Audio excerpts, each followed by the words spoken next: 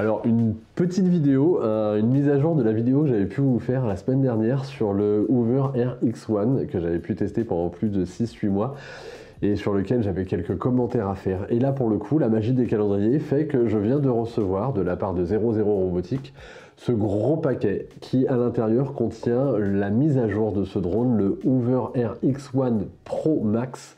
Et logiquement, toutes les contraintes que j'avais pu citer dans ma précédente vidéo ont été complètement effacées, abolies, et on se retrouve avec un produit qui est exceptionnel. Là, je vais vous faire tout simplement un petit unboxing. Je vais partir ensuite quelques semaines pour tourner mes aventures, ce qui va me permettre d'avoir vraiment de très bonnes occasions pour tester dans des conditions réelles ce drone, que ce soit en bord de mer, en montagne, et même logiquement au Mont-Saint-Michel lors de mon stage photo. Et ça va me permettre vraiment de vous faire ensuite un débriefing technique et qualitatif digne de ce nom pour savoir si c'est vraiment un drone qui est digne d'intérêt.